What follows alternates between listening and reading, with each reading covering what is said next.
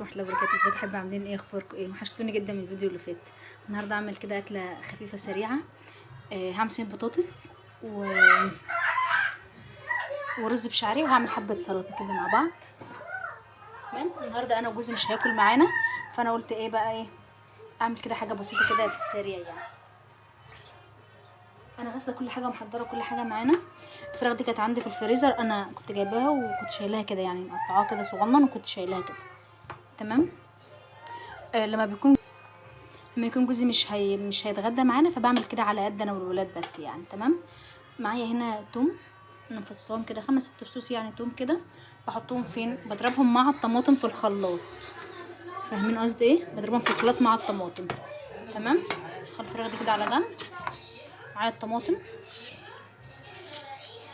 تمام. انا بمسك اي حاجه بعملها بغسلها وبنضفها كده على الحوض يعني وانا بحضر.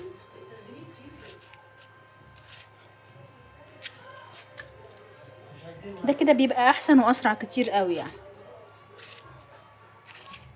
تمام. هي صينيه بس صغيره يعني، مش هعمل كميه كبيره. خلي بالك عشان لو لقيتي حاجه كده ولا كده بايظه في الطماطم. احط كده فلفل. العيال الاول ما كانوش الصغيرين بيحبوا الحاجه تكون يعني فيها شطه، بس دلوقتي بقى بيحبوا عادي يعني. فعملت كده، حطيت طماطم وتوم والفلفل الشطه ده، وانا محضره بطاطس هنا غسلاها ومقطعاها وتمام التمام. هحط واحده ماجي، واحد ماجي عادي برضو في الخلاط. كل ده في الخلاط على طول. الحاجات ديت بتتخلط مع بعضها كده وبتتخفق مع بعضها، بتبقى احلى كتير قوي. واحده ماجي. ماشي. هحط ملح. تمام. دي معلقه صغيره هحط. خدي بالك عشان الماجي بيبقى فيها نسبه ملح. هحط شويه دول كمان. والكمون بقى والكزبره والفلفل الاسود. انا بحب قوي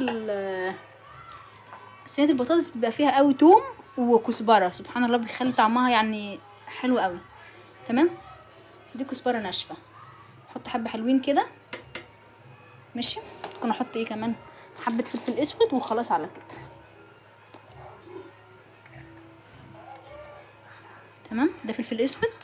البهارات دي انا قلت لك اختياري يعني، حط اللي انت عندك متوفر عندك والموجود وخلاص.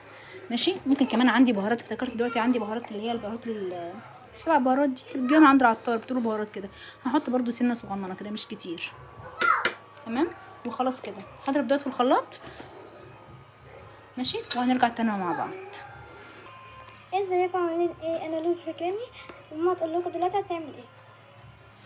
انا مقطعه البطاطس، ضربت طبعا طماطم في الخلاط بالتوابل والحاجات اللي احنا حطيناها. تمام. انا مش بحب برضو اصفي الميه، لو في ميه ولا اي حاجه في الحاجه ما بحبش احطها. هي بتبقى ميه نضيفه وكده غاسله يعني حاجات وكده بتبقى ميه نضيفه، بس لا ما بحبش احطها. تمام. انا عامله صينيه صغننه كده واكل غدا كده على قد الاولاد في السريع. حتى اصلا المفروض انا بحط بصل اكتر من كده، بس ما فيش، ومحدش راضي ينزل يجيب لي الصراحه، ومش مشكله بقى، وفروا يعني من الاخر. تمام. وقفل. حطيت البطاطس والبصل. تمام. وهرص حتتين الفراخ دي كده على الصينيه من فوق.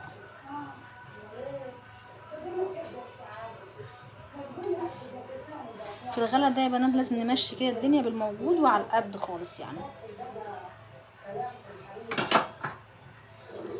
تمام.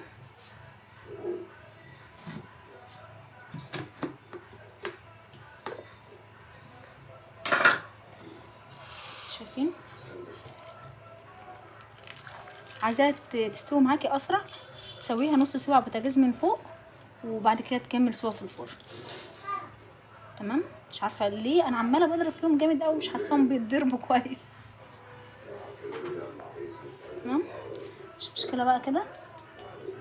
هتدوب في الغليان وكده. هحطها على البوتاجاز شويه من فوق وبعدين هدخلها الفرن. سبت على البوتاجاز اهي تغلي، سيبها كده كمان تاخد لها غلوتين، وانا هعمل الرز هنا.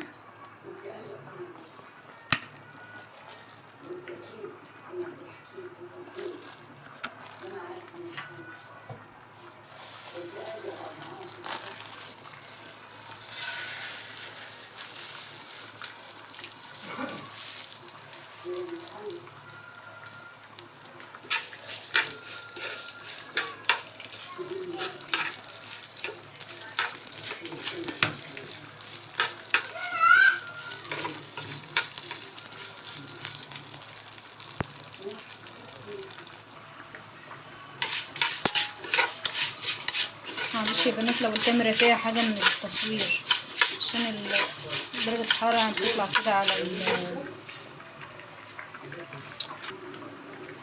كده. خلاص الشعريه احمرت،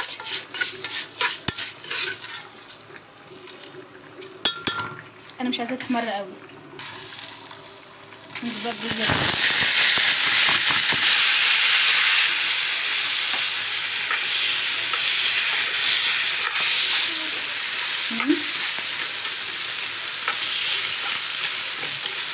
انا بحب قوي اعمل رز بالشوربه، بس انا ما عنديش شوربه النهارده، فهعمله كده بماجي وملح وخلاص.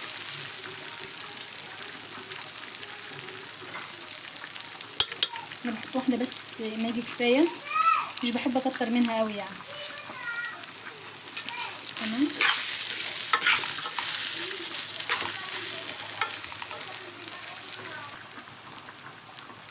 هحط ملح.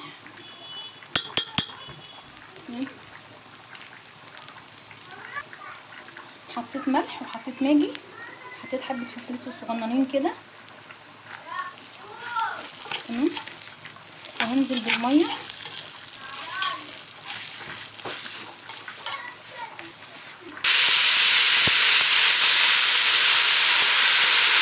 الميه يفضل ان هي تكون سخنه. معلش يا بنات الفون فصل عشان الحراره وكده. احنا كده حطينا الميه. تمام. هنغطي بقى على الرز. اول ما يغلي كده والميه بتبتدي تتشرب، يعني تبقى في حبه بسيطه خالص خالص، توطي.